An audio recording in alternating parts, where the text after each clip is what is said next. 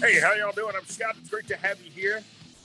Friday night, get ready for WWE Friday Night Smackdown in the Huntington Center. Tickets are on sale now. We're live on Zoom, and you can watch this video on our website as well at WSPD.com. It's Kofi. Kofi will be one of the wrestlers Friday Night Smackdown in the Huntington Center. Kofi, it's great to see you, my friend. How are you? Oh, great to be seen, man. Yeah. Thanks for having me on the show. And it's going to be great to have you back in Toledo. You have kind of established yourself as a legend in Toledo, thanks to weren't you involved in a huge match in 2019 here? 2019 in Toledo. What? You'll have to remind me. I've been in so many matches.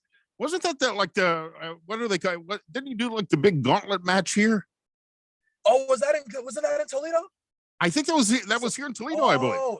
Yeah, I think you're right. Yeah, now that I think of it, and that's the crazy thing is that there's a lot of like history with my career in Toledo because I was actually supposed to debut there, and then that got axed, and then I debuted in Charlottesville instead because they wanted to make it like they weren't ready, I guess, to do it. They wanted to make it a little bit bigger.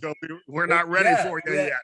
We had to wait, but I remember, being in that area, and then like being ready to go out and, being like a little nervous and being like, oh, I guess I have to wait. So yeah, man, I forgot that the gauntlet match was in Toledo. That's crazy. So wait, we talk about your debut. What's that like stepping into the ring in a stage like WWE for the first time?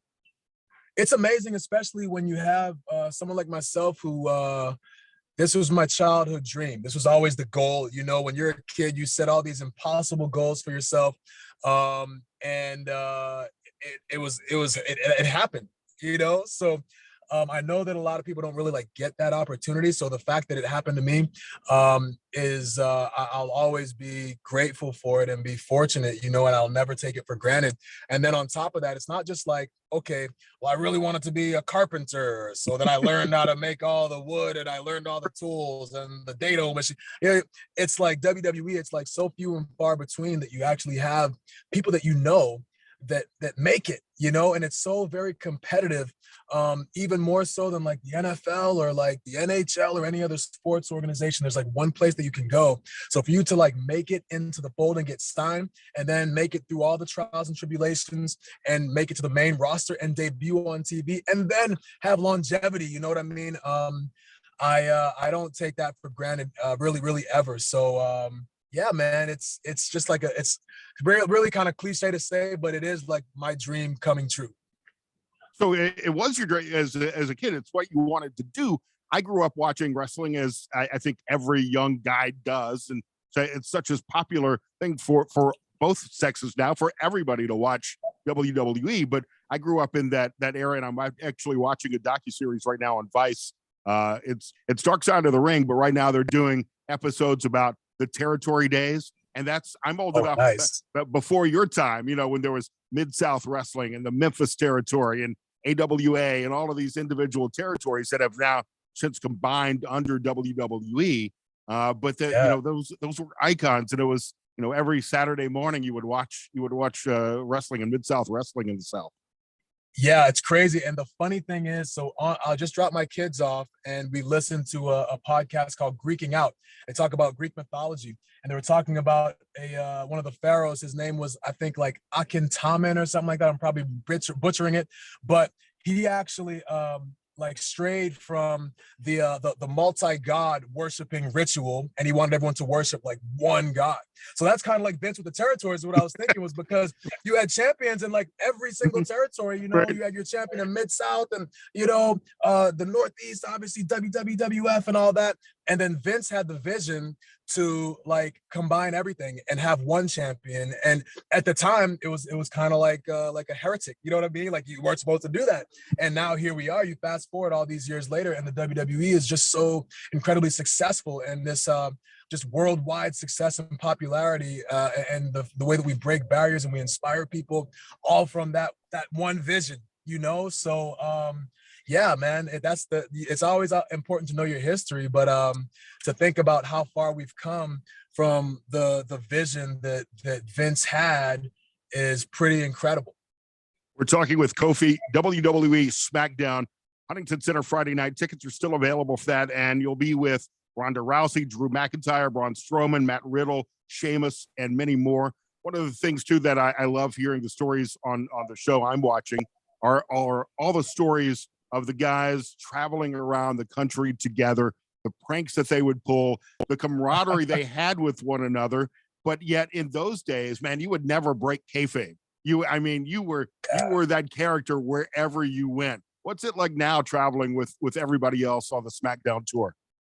Yeah, it's a lot more laid back. I think traditionally, like you said, people were like always in character. I mean, I think we'll all remember that clip of Vader being on a morning talk show and someone questioning, like, well, you guys are performers. And it's like, I didn't come here to be insulted. And he's like beating somebody up on TV. Like, can you imagine one of us now going on to like Good Morning America and slapping someone around? Like, we'd get thrown instantly in jail, you know? Right. So, yeah, times have definitely changed. And I think for the better in a lot of ways, even like in the locker room too, you know, but back in the day, even like early in my career, you had a lot of like, you know, just I don't want to say hazing, but just people giving you like a hard time in the locker room. And now we all kind of have the mentality, especially like the elder statesman like myself, you know what I mean? We really want like we look at all of us kind of like we have the same goal. We want the people to get the best product possible. So in doing that, we want to be able to teach the people who are new on the roster. We want to be able to make sure that every character on the show gets over and has some kind of personality that is identifiable and entertaining, because the people are the ones who get the benefit of all that, you know? So they get to see a great show from top to bottom. And that's what you get when you come to a SmackDown show. You get to see all these different characters, and you see everyone has someone on the roster that they identify with, or they have someone that they are the complete opposite of and they hate. And that's totally okay, because we welcome all the emotion and we want people to like let all that emotion go. Whether you love someone or hate someone, you want to cheer for someone, you want to boo somebody, it's okay. You want to tell them that they suck, that's great. It's all great. It's all part of the show. We want you to come and be fully engrossed in the product. So we all just try to have that same goal of making sure that everybody who comes to the show is going to leave with an experience that they'll never forget. You've got such amazing storylines, but it's also such an athletic event as well. You got to stay in shape. I see you. We're on Zoom right now. You're wearing your Eat Your Vegetables T-shirt. I mean, what's your like? What do you eat? What's your workout regimen? What do you do to stay in such shape? I actually am pretty much vegan. I eat honey, so technically like the hardcore vegans will be like, you're not vegan, you eat honey, so you don't call yourself a vegan. This is just the way I eat, you know? Just over time, I've gotten like meat out of my diet because I'll see a story about like what red meat will do to your intestines or what gelatin actually is and the process behind it. And I'll just get grossed out. So now I had a whole salad that I just had. But yeah, that's what I eat. And you know, as far as staying in shape, it's just about like most of us on the roster have a passion for working out, and we take our bodies very seriously because we want to be around for our families, man. You know what I mean? Like we take a lot of bumps and bruises on the road. So what you put into your body is going to really determine like how you recover from those bumps and bruises. So, you know, and then not to mention, we're also out in the ring in like our underwear. So you might want to look presentable with all this high def television out there, and the way that like these the TV monitors are getting more and more like, you know, detailed and high definition. So you don't want to look too sloppy out there. So you got to take your body seriously. Yeah, you would not want to see me in tights in 4K HD. You don't want to see that. I don't know. I mean, Some I love being in good state. No, there's no OnlyFans for 50-year-old fat guys like me. Nobody's paying. You'd be surprised. You'd be surprised. I don't know. Put yourself out there. You might find yourself a little niche.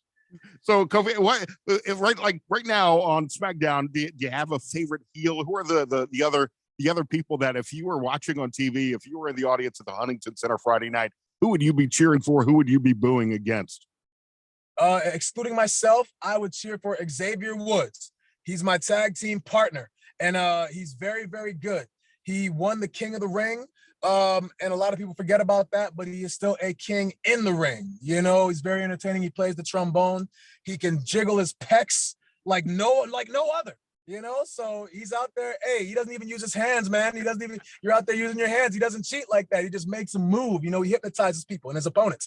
But everybody on the roster, like I said, man, the great thing about like going to SmackDown is that you do have somebody for everybody, you know? So, yeah, it's great, you know, and guys like Braun Strowman who just came back. It's amazing to see these literal monsters in person. I forget sometimes how big some of our like my coworkers are, you know, because I'm like average size, you know. But yeah, man, he's a head turner and he got even more ripped on his time off. So like I said, man, it's just great to see everybody on the roster just going out and again we love so much to entertain the people, so the energy is just like it's magnifique, you know, chef's kiss. So we love it. I know we got to wrap things up, Kofi. It's great talking to you.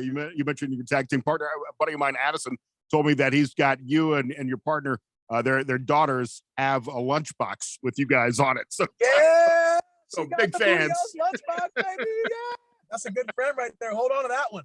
You want to hold on to that one, make good decisions. You know what I'm saying? Kofi, I'll be there Friday night cheering you on Smackdown, WWE Smackdown Friday night at the Huntington Center. Tickets are on sale now. Thanks so much, man. We'll see you Friday night. Right on, man. Can't wait.